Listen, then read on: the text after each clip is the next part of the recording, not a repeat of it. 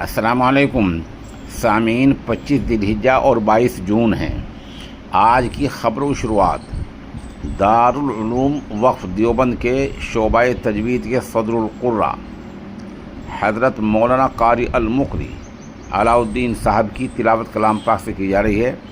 ساتھ ہی تجوید کے تعلق سے ایک اہم انٹرویو بھی حضرت والا کا پیش خدمت ہے۔ ظاہر سی بات ہے، دارالعلوم وقف میں شعبہ تجوید کے مزید فروغ کے لیے وہاں کے نائب محتمم حضرت مولانا شکیب صاحب قاسمی نے بڑا اہم کارنامہ یہ انجام دیا ہے، اور موصوف کی مسائل جمیلہ سے ادارے میں کئی نامور قرہ کا تقرر ہو گیا ہے، اور ماشاءاللہ یہ شعبہ بھی اہم پیش رفت کر رہا ہے۔ بسم اللہ الرحمن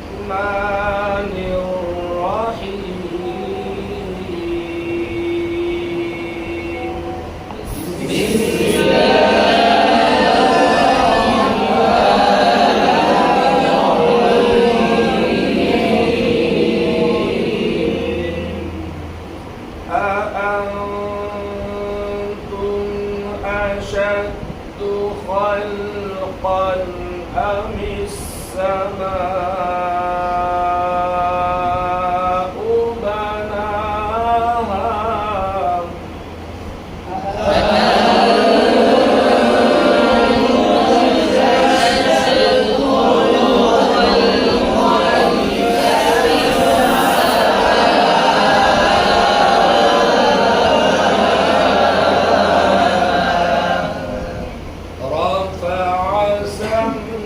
بناها فسواها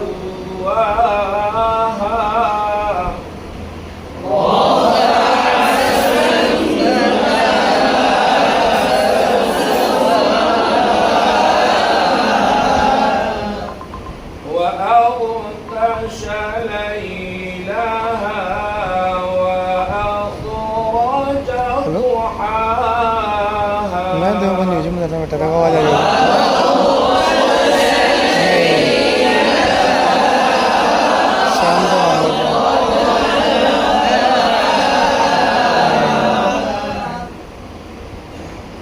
وأغطش ليلها وأخرج ضحاها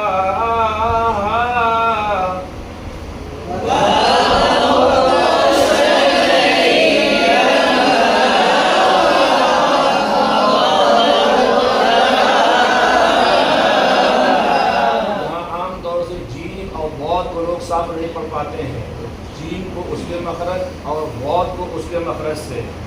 وَأَغْطَشَ لَيْلَهَا وَأَخْرَجَ ضُحَاهَا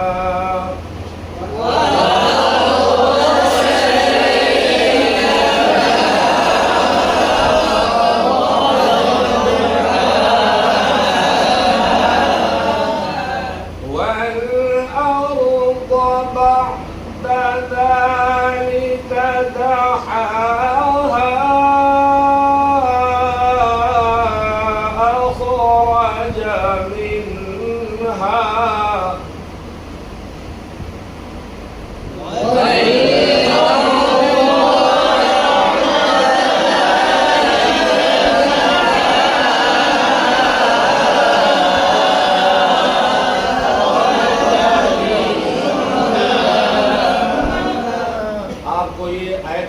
بتائی گئی کہ عام طور سے دحاہا اخرجہ پڑھ دیتے ہیں آپ حضرات، بعض موقع میں قاعدہ پڑھنے کے باوجود بھی غلطی ہو جاتی ہے، لیکن مد کی علامت نہیں لگائی گئی یہاں پر، لیکن آپ کو معلوم ہونا چاہیے کہ حرف مد ہو اور اس کے بعد حمزہ دوسرے کلمے میں ہو، تو اگر وصل ہو جائے گا تو پھر مد منفصل کا قاعدہ پایا جائے گا، لیکن بعض موقع میں جہاں مد کی علامت بنی ہوتی ہے اور مد لکھا ہوا ہوتا ہے تو وہاں آپ فوش غلطی کرتے ہیں، جیسے عبس وتولا، ایسے ٹھہر کر کے مد کرتے ہیں، یہ وہاں وصولاً غلط ہوتا ہے۔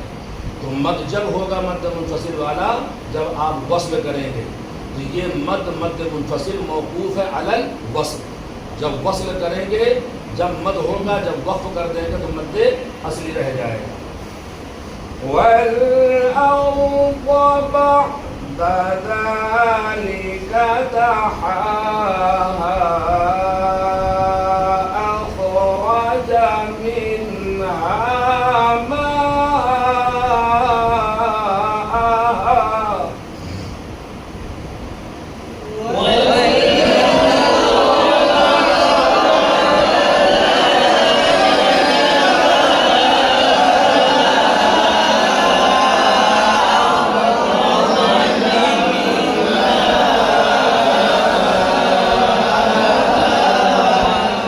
شبیر صاحب دحاہا ہے پڑھا گیا. اگر کوئی پڑھ دے اس کو دحاہا، لہنے جلی کہ لہنے خفی؟ لہنے جلی. حرف کے مخرج کی تبدیلی ہوئی یا صفت کی تبدیلی؟ مخرج کی. اگر مخرج کی اور صفات لازمہ کی تبدیلی ہو جائے، لہنے جلی یا لہنے خفی؟ پڑھنا سننا کیسا؟ حرام. بچنا کیا ہوگا؟ واجب. وَالْأَرْضَ بَعْدَ ذَلِكَ دَحَاهَا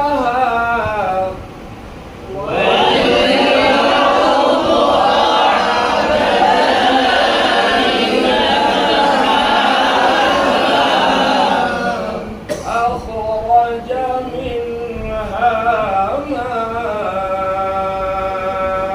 ماءها ومرعاها.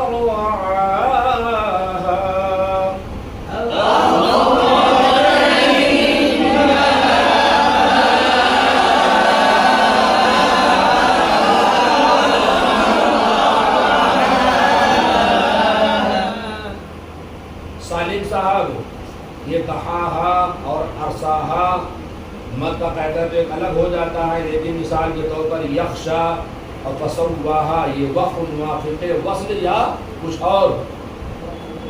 جی، جیسے وصل میں ویسے ہی وقف میں. اور مثال کے طور پر یخشا پر وقف کون سا ہوگا؟ علی الابدال کی ابدال عمر؟ علی الابدال. ذرا تعریف کیجئے. الف بشکل یا اور بشکل واو مرسوم، اس کو کیا کہیں گے؟ علی الابدال. اخرج منها ماءها ومرعاها.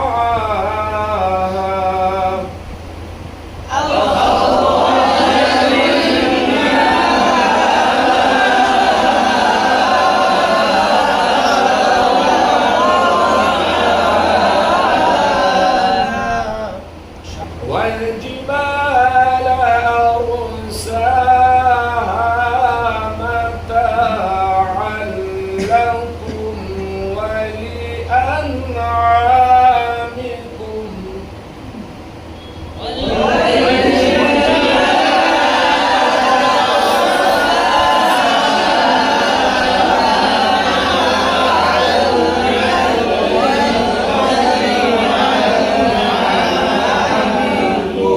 افریدی صاحب، وَلِأَنْعَامِكُمْ یہاں وقف کون سا؟ موقوف علیہ، وقف بالسکون. کیا یہاں روم اشمام ہو سکتا ہے؟ نہیں. کیوں؟ میم جمع بھی ہے اور حرف پہلے سے ساکن بھی ہے. فَإِذَا جَاءَتِ الطَّامَّةُ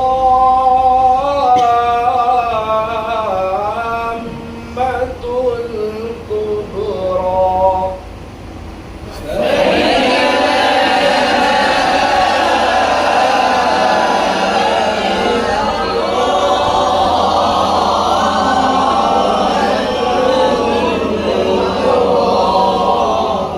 فإذا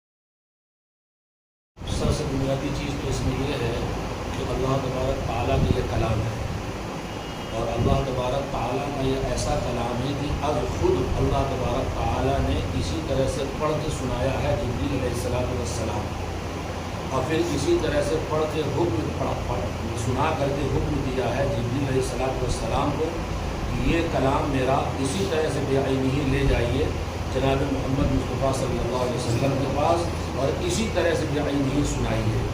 تو اللہ تبارک تعالیٰ نے اب خود پڑھ کے سنایا اسی طرح، اور حضرت جبریل علیہ السلام کا واسطہ دے کر کے اللہ کے پیغمبر اپنے صلی اللہ علیہ وسلم پر اسی طرح سے پڑھوا کر کے اس کو پڑھانے کے لیے اور آگے صحابہ کرام کو سکھانے کے لیے ابھی صحابہ کرام نے سکھایا تابعین کو، تابعین نے سکھایا تب تابعین کو۔ اسی کو علامہ جزری رحمۃ اللہ علیہ فرماتے ہیں لِأَنَّهُ بِهِ الْإِلَٰهُ أَنزَلَ وَهَكَذَا مِنْهُ إِلَيْنَا وَصَلَ، کہ ہمارے معبود نے قرآن کو نازل ہی کیا ہے اسی طرح سے، اور ہم تک یہ جناب محمد مصطفیٰ صلی اللہ علیہ وسلم کے واسطے سے اسی طرح سے پہنچا۔ تجوید اور قرات کا وہ حکم ہے، یعنی مخارج کی رعایت کرتے ہوئے کہ کس حرف کا کیا مخرج ہے وہیں سے نکالنا ہے، اس میں کوئی کمی زیادتی نہیں کرنی۔ اور جو ابھی آپ نے مثال کے طور پر بچوں سے سنا مثلا قد سمیع اللہ، تو قد کی جو صفت ہے قلقلہ یا مجہورہ یا جہر شدت وغیرہ وغیرہ، ان تمام صفات کے ساتھ اور تمام مخارج کی رعایت کے ساتھ جب پڑھا جاتا ہے تو یہی تجوید حکم کا سب سے اعلیٰ حکم ہوتا ہے، جس کو فرض اور واجب کہتے ہیں۔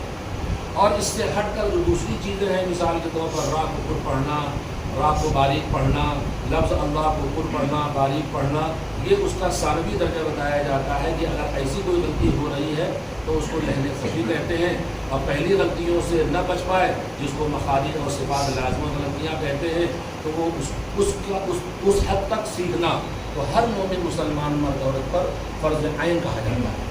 تو تجوید قرات کا خلاصہ یہی کہ تجوید کی لغوی معنی تحسین یعنی خوبصورتی پیدا کرنا، اور اصطلاحی معنی ہے کہ حرفوں کے مخارج جملہ صفات لازمہ عارضہ کے ساتھ پڑھنا، کیونکہ اللہ کی طرف سے حکم ہے ورتل القرآن ترتیلا، یعنی قرآن پاک کو ترتیل یعنی تجوید قرات کے ساتھ پڑھو۔ اور کیوں پڑھو؟ تو پھر اللہ تبارک تعالیٰ نے دلیل کے طور پر دوسری آیت فرمائی ہے ورتلناہ ترتیلا، تو 11 دلیلوں کے ساتھ قرآن پاک کو تجوید اور قرات کے ساتھ ہی پڑھنے پڑھانے کے لیے حکم آیا ہے۔ اور آخر میں تو حضرت مولانا اشرف علی تھانوی رحمۃ اللہ علیہ نے یہاں تک کہا کہ جس طرح سے اردو میں آپ جنگل کو جنگل نہیں کہہ سکتے ہیں، تو اسی طرح سے اگر سورۃ الناس اور سورۃ الفلق پڑھیں تو من شدی کو من شدی یعنی نون ساکن ظاہر کر کے نہیں ادا کیا جا سکتا ہے۔ تو اس کی ادا اور وجوہ کیفیات یہ سب ثابت ہیں حضرت محمد مصطفیٰ صلی اللہ علیہ وسلم سے، جیسا کہ حدیث ہے حضرت ابن مسعود رضی اللہ تعالیٰ عنہ کی کہ ان کے سامنے کسی نے قرآن پاک کی تلاوت کی اور عجلت کے ساتھ پڑھ دیا انما الصدقات للفقراء، اور للفقراء مد واجب تھا، یہاں 3 الف مد کم سے کم ہونا چاہیے، لیکن پڑھنے والے نے کیا پڑھ دیا للفقراء۔ تو اس طرح پڑھنے کو صحابہ کرام نے منع فرمایا اور صاف کہہ دیا کہ ہم نے اللہ کے پیغمبر جناب محمد مصطفیٰ صلی اللہ علیہ وسلم سے اس طرح قرآن نہ پڑھا ہے نہ سنا ہے، لیکن یہ بات فرمانے پر صحابی رسول کے بعد پڑھنے والے کو فکر پیدا ہو گئی، فوراً کہا ذرا پڑھ کے سنائیے کس طرح پڑھا، پھر انہوں نے اپنے طور پر پڑھا اسی طرح سے جیسا کہ اللہ کے پیغمبر صلی اللہ علیہ وسلم سے حاصل کیا تھا انما الصدقات للفقراء۔ اسی کو ملا علی قاری رحمۃ اللہ علیہ فرماتے ہیں کہ اگر کوئی ولضالین جیسی مثالوں میں الطامہ جس کو مد لازم کہتے ہیں، یا جیسے حامیم یا یاسین نون وغیرہ وغیرہ یہ مد لازم کی قسمیں ہیں، اور مد متصل وہی جس کو واجب بھی کہتے ہیں اولئک للفقراء وغیرہ وغیرہ، اگر ان مدوں میں مد نہ کیا جائے تو حضرت ملا علی قاری رحمۃ اللہ علیہ فرماتے ہیں، بہت بڑے محدث بھی ہیں، بہت بڑے قاری بھی ہیں، آپ تو اہل علم میں ہیں، سبھی سن رہے ہیں، سب جانتے ہیں کہ اگر کوئی مد نہ کرے ان 2 مدوں میں یعنی لازم کے اندر اور متصل کے اندر، تو اس کو بھی انہوں نے لہن جلی میں شمار کیا ہے، اور لہن جلی کو پڑھنا سننا دونوں حرام بتایا ہے۔ ہاں مخارج اور صفت لازمہ یہ سب سے اہم چیز بنیادی چیز ہے۔ اس کا مطلب یہ ہوتا ہے جیسے ابھی آپ نے سنا مثال کے طور پر فحدث یا یسمعون، تو یس کی جو سین کی جو صفت ہے تیز سیدھی کی طرح سے یہ کبھی بھی جدا نہیں ہوگی حرف سے. جب قاف کو پر پڑھنا ہے تو یہ کبھی باریک نہیں ہو سکتا ہے. جب موت کی پا کو پر پڑھنا ہے تو کبھی باریک نہیں ہو سکتا ہے. تو یہ صفات لازمہ جو حرفوں سے کبھی جدا نہ ہو. آپ نے بولا لہنے چلی لہن چلی تجوید کے خلاف قرآن پڑھنے کو لہن کہتے ہیں اور لہن کے دو معنی ویسے آتے ہیں لیکن یہاں مراد غلطی ہے. تو تجوید کے خلاف قرآن پڑھنے کو لہن کہا گیا. پھر لہن کی دو قسمیں ملا علی قاری نے اس کی تشریح کی لہن جلی اور لہن خفی. تو حرکات کی تبدیلی مخارج کی تبدیلی اور اسی طرح سے کیا نام مشدد اور مخفف کی تبدیلی. تو یہ ان تمام غلطیوں کو لہن جلی کے اندر شمار کیا جاتا ہے. یہ حرام ہے سننا بھی اور پڑھنا بھی. اس میں ایک بڑی بات یہ ہے کہ جب کسی علاقوں میں جاتے ہیں اور عالم مسئلے کی نماز پڑھتے ہیں تو جو آپ کہہ رہے ہیں لہن جلی عام طور پر مطلب ہوتی ہے کیا اس کا حل تو یہی ہے. بہرحال جیسا کہ حضور اکرم صلی اللہ علیہ وسلم نے اللہ تبارک تعالیٰ نے فرمایا ہے کہ قرآن پاک کو صحیح پڑھنا اور اس کو سیکھنا جیسے خیرکم من تعلم القرآن کہا گیا ہے. تو اس کا سیکھنے سکھانے کی جہاں فضیلت ہے تو اس میں یہ بھی تاکید ہے کہ ایسے لوگوں سے قرآن پڑھا جائے اور پڑھوایا جائے کہ جو واقعی اس کے حقوق کی رعایت کر سکتے ہو. یہ جو مدارس کے اندر بھی مشہور معروف سا ہے کہ بھائی چلو ناظری تو پڑھانا ہے غیر قاری سے پڑھوا دیا. ابھی جو بنیاد خراب ہو جاتی ہے تو وہ کم سے کم دسیوں لوگوں کو اس سے خرابی لازم آتی ہے. اور جب پہلے کے مقابلے میں اب تو کافی ماشاءاللہ اس کے اندر تھوڑا توجہ بھی ہے. مدارس کے لائن سے بھی ذمہ داران مدرسہ بھی ماشاءاللہ متوجہ ہیں. بعض علاقوں میں اس پر بڑی اس کی اہمیت دی جاتی ہے. دوبارہ کل ملا کر کے یہی ہے کہ اس پر تھوڑی محنت مزید کی ضرورت ہے.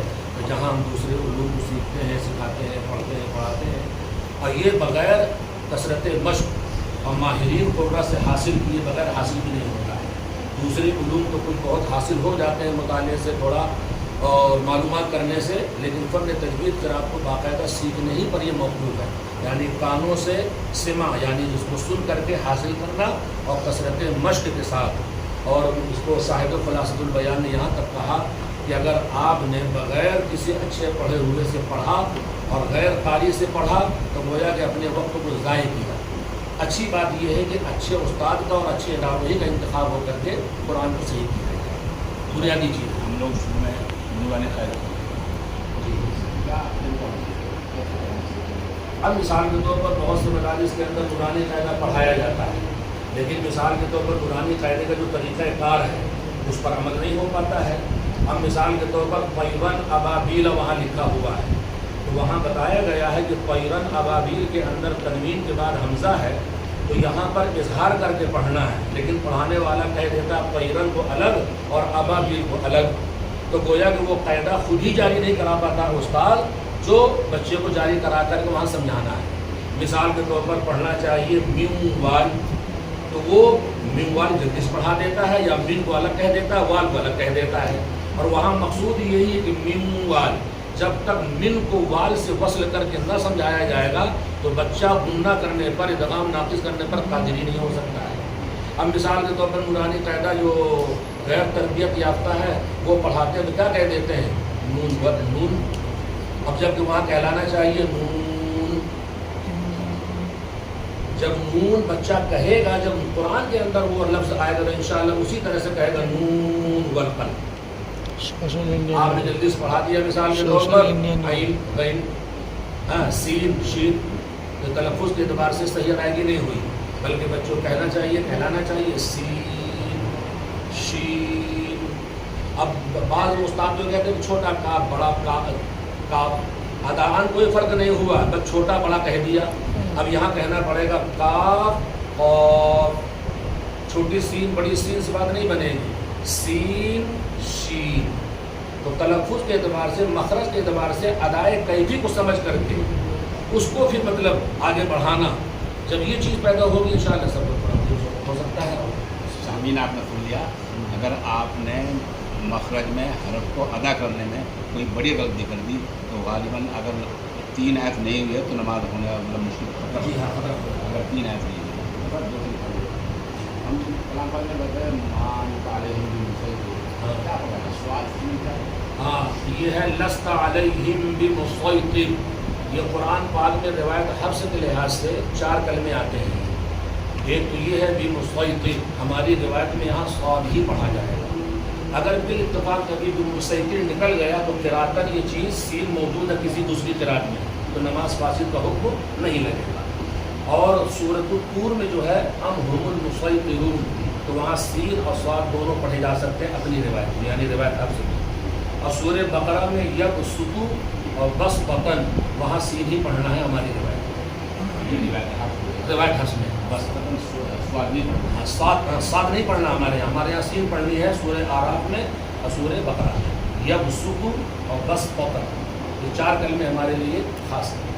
سوال تھوڑا ہی رہے گا، کہیں آیت کو نشان آ جاتا ہے، اوپر لام کا نشان آتا ہے، جی تو کیا ہمیں وہاں کہنا چاہیے نہ کہنا چاہیے؟ ہاں، یہ ایسا ہے کہ اس کو آیت اللہ کہتے ہیں، اور یہ ترتیل، تدبیر اور حدر میں اس کے کچھ احکام بیان کیے گئے ہیں، اور باقاعدہ بعض کتابوں کے اندر جتنی وقت کی کتابیں ہیں جیسے ملاقات قراءت ریاض الترتیل میں ہے، جامع الوقف مکمل علامات وصل اور فصل موجود ہے، علامات وقف اور وصل، تفصیل التدبیر، مظہر التدبیر وغیرہ وغیرہ، تو وہاں یہ لکھا جاتا ہے کہ سانس رہتے ہوئے گول دائرہ لام الف پر وقف نہ کیا جائے، اور خالص جو لام الف ہوتی ہے اور صلاح اس پر تو وقف کرنا ناجائز لکھا گیا ہے، اور اگر سانس کبھی ٹوٹ جائے وقف اضطراری ہو جائے تو اعادہ لوٹ کے پڑھا جائے، جیسے اجل قریب ہے مثلا، یا مثال کے طور پر بہت ساری ایسی مثالیں ہیں قرآن کے اندر،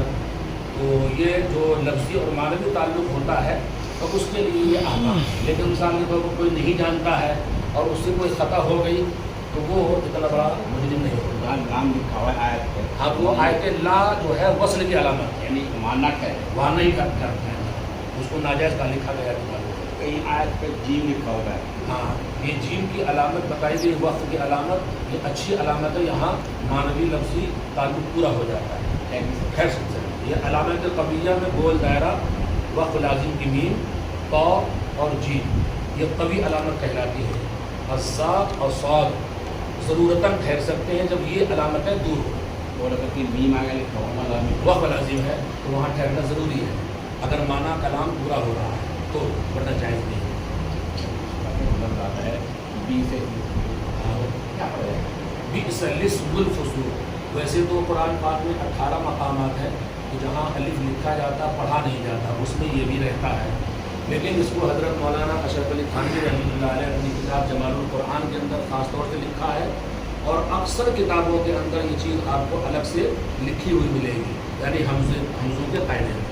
تو اس کا پڑھنے کا قاعدہ یہی ہے کہ جب آدمی اس کو پڑھے تو بئسا کو الگ کہے، بغیر سانس توڑے ہوئے، بغیر سانس توڑے ہوئے بئسا کو، اور لام کے نیچے کسرہ دے اور سین سے ملائے بئس الاسم سے، اور میم کو ضمہ دے کے اگلے لام سے ملایا جائے گا، تو اس کا حکم یہ ہے بئس الاسم الفسوق۔ سامنے آپ نے سنا ایسا پڑھا بئس الاسم الفسوق، دام پہ آئے گا، لام کے نیچے زیر آئے گا، میم کو ضمہ دے کے اگلے لام سے ملایا جاتا ہے۔ اچھا، یہ تو وصل کا قاعدہ ہوا، لیکن اگر ہم اس پر وقف کر دیں بئس پر، تو اب ابتدا کرنا ماں باپ سے بھی جائز ہے، تو ہماری روایت میں، روایت حفص میں الاسم الفسوق اور الاسم الفسوق بھی پڑھا جا سکتا ہے۔